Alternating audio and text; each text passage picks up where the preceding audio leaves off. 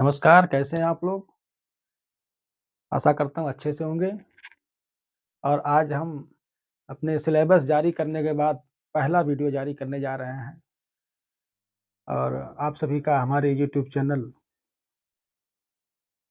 मधुशाला तथागत संपूर्ण हिंदी साहित्य में शिक्षण केंद्र में स्वागत अभिनंदन है।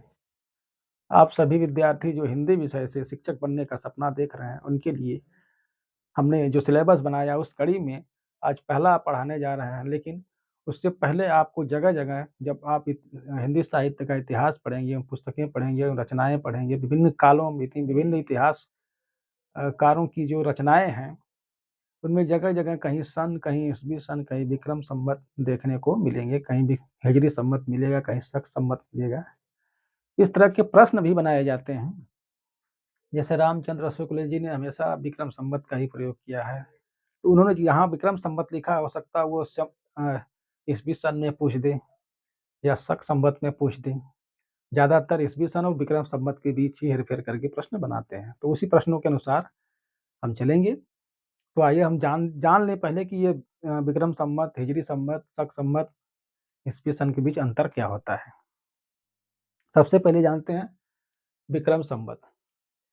विक्रम संवत में जानिए विक्रम क्या है? विक्रम का मतलब होता है राजा विक्रमादित्य और ईसवी सन मतलब ईसा मसीह के जन्म वर्ष, जिसको सामान्य वर्ष या कॉमन एरा भी कहते हैं। सीई के नाम से जानते हैं। जिस वर्ष ईसा मसीह ने जन्म लिया था, उस वर्ष को कॉमन एरा या सीई के नाम से जानते हैं। इनकी ईसा मसीह का जन्म वर्ष उसको ईसवी सन कहते हैं। तो एक ईसवी सन से 57 साल पहले राजा विक्रमादित्य हुए, जिनका जब राज्य स्थापित हुआ, तो ये राजा विक्रमादित्य उज्जैन के राजा जब बने, तो इन्होंने एक कैलेंडर जारी किया, जिसका नाम है विक्रम संवत। यही इन्हीं का नाम है विक्रम। और संवत, संवत का अर्थ होता है वर्ष या साल। संवत का अर्थ वर्ष या साल, या इसे नव संवत्सर भी कहते हैं। उत्तर भारत में यह विक्रम संवत चैत्र माह में शुरू होता है, चैत्र महीने से शुरू होता है और गुजरात में कार्तिक महीने से शुरू होता है। यह जो विक्रम संवत है, ये सूर्य और चंद्रमा के जो चक्कर काट रहे हैं आपस में, इन पर आधारित है। ये सूर्य चंद्र की गणनाओं पर आधारित, इनके जो समय लग रहे हैं चक्कर काटने में, उस पर आधारित है। इसमें नक्षत्र वर्ष का प्रयोग होता है। तो विक्रम संवत में नक्षत्र वर्ष मतलब वो होता है जो पृथ्वी के द्वारा सूर्य का चक्कर लगाए जाने के समय जो होता है, जो समय लगता है एक वर्ष में पृथ्वी सूर्य का चक्कर लगाती है, उसमें जो समय लगता है उसे नक्षत्र वर्ष कहते हैं। तो ईसा मसीह के जन्म से 57 साल पहले राजा विक्रमादित्य ने विक्रम संवत चलाया था। यानी कि जब भी ईसवी सन और विक्रम संवत के बीच की बात आएगी, तो ईसवी सन और विक्रम संवत के बीच 57 साल का अंतर हो जाएगा। अब आइए देखिए कॉमन एरा। यहाँ बार-बार आपको बीसी मिलेगा। बीसी का मतलब ये कॉमन एरा, यानी कि ईसा मसीह का जन्म वर्ष, जिसे सामान्य वर्ष के नाम से या ईश्वर का जन्म के वर्ष के नाम से जानते हैं। तो ईश्वर के वर्ष के जन्म से पहले, यानी कि पहले का मतलब हो गया बिफोर, और सीई का मतलब हो गया जानते हैं ये कॉमन और एरा। तो यही बीसी, बीसी यही जाकर के 57 साल में बीसी, तो इसको बीसीई के नाम से जानते हैं, बिफोर कॉमन एरा। यानी कि 57 साल पहले, किसके? ईसा मसीह के जन्म से 57 साल पहले। तो ज़्यादातर रामचंद्र शुक्ल जी की किताबों में आपको यही मिलेगा, विक्रम संवत। और इसका जो प्रश्न बनाएगा विक्रम संवत से ईसवी सन में या ईसवी सन से विक्रम संवत में कन्वर्ट कर देगा। आपको समझना होगा कि सही क्या है।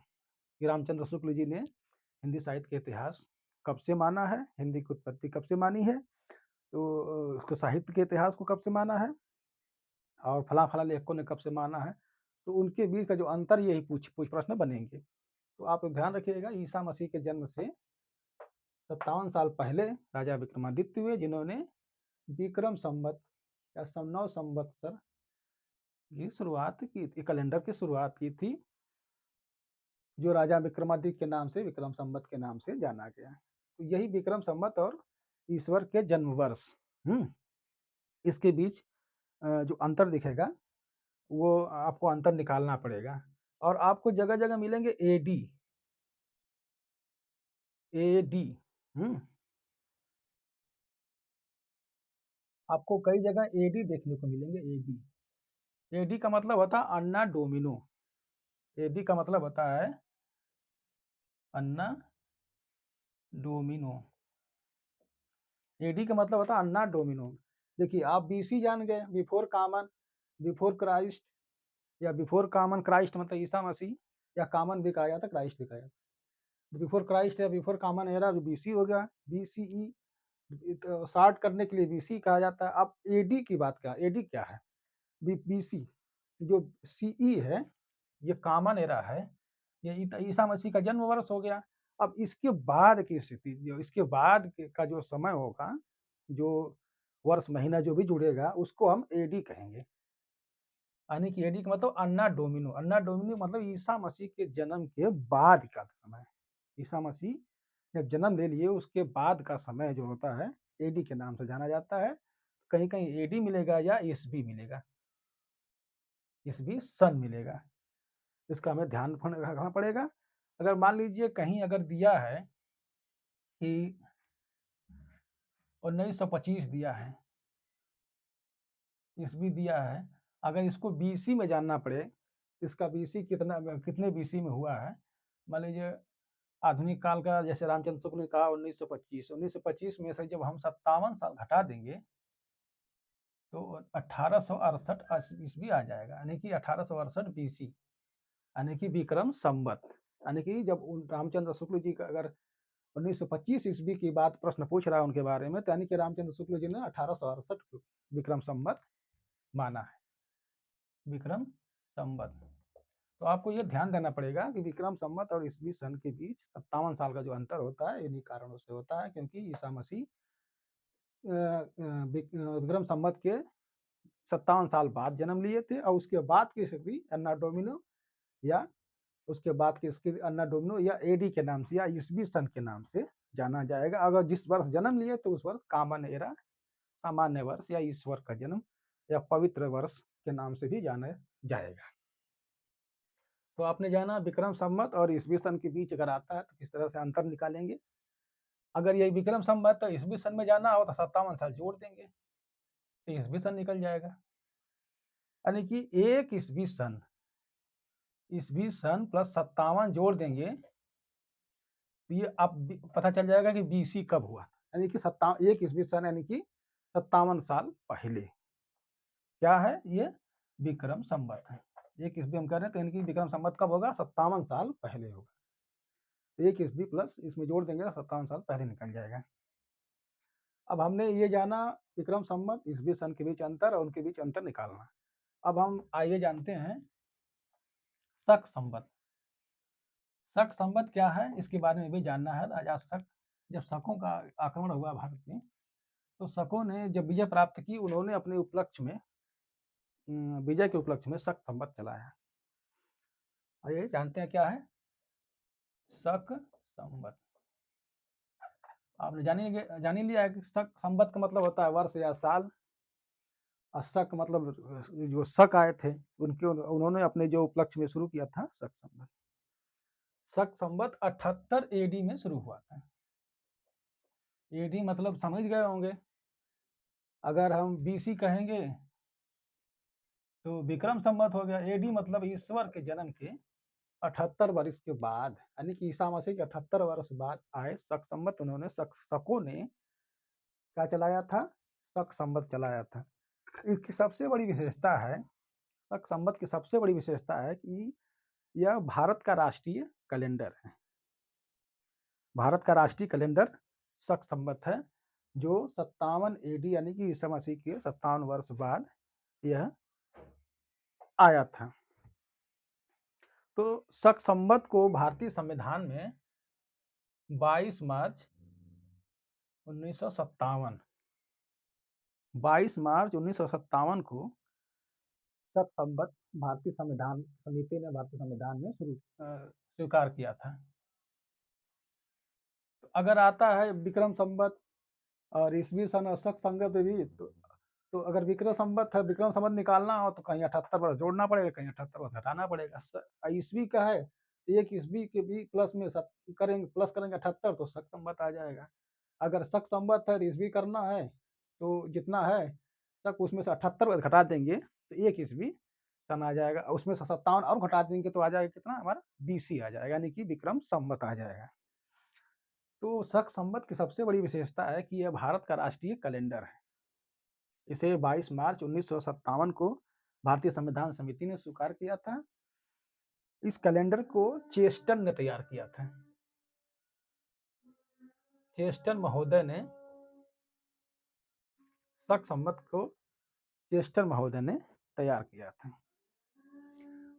तो आप निकाल सकते हैं शक संवत, विक्रम संवत और ईस्वी सन के बीच अंतर। अब आइए जानते हैं, कहीं कहीं आपको हिजरी संवत आएगा। हिजरी संवत,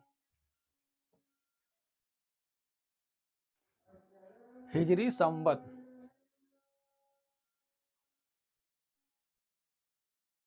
हिजरी संवत को जानने के लिए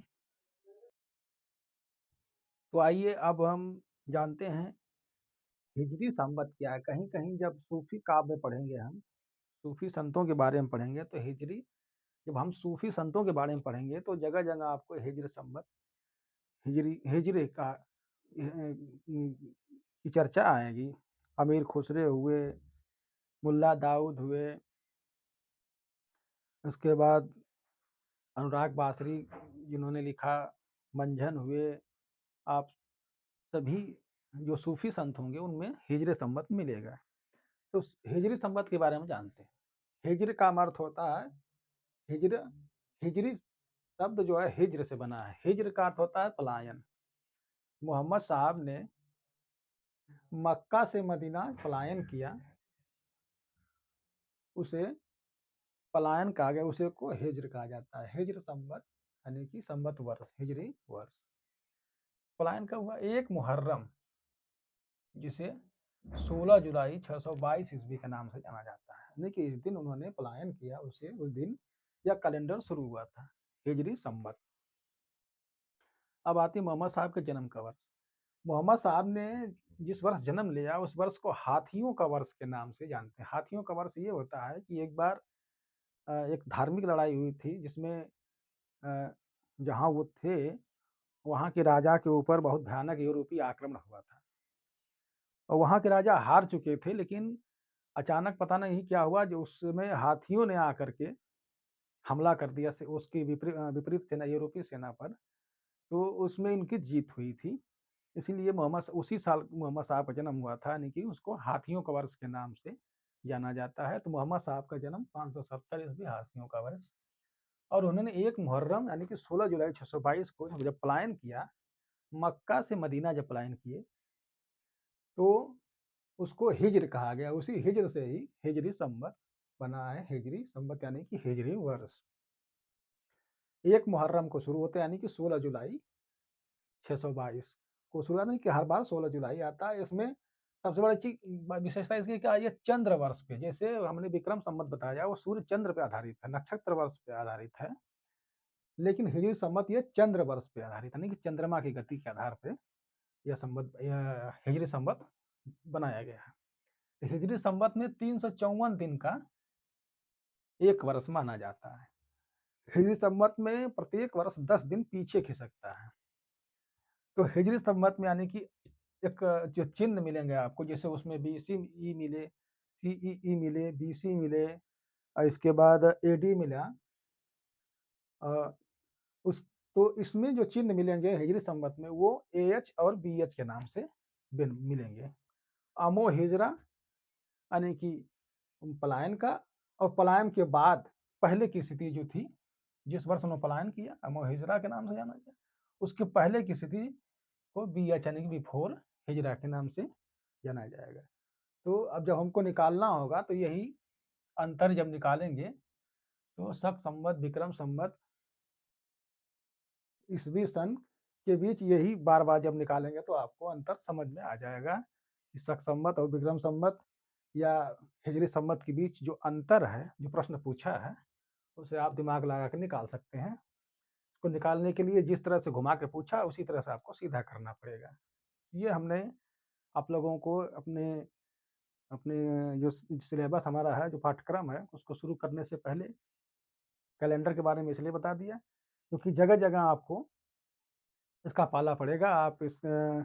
आपको जगह-जगह ये देखने को मिलेगा, कहीं शक संवत है, कहीं विक्रम संवत है, कहीं हिजरी संवत है, हैं? कहीं ईसवी सन है, तो उसके बीच आपको कन्फ्यूज़न दूर हो जाएगा। तो अगली वीडियो में हम मिलते हैं, जिसमें हमारी होगी हिंदी भाषा की उत्पत्ति एवं विकास, जिसमें हम आप लोगों को पढ़ाएँगे।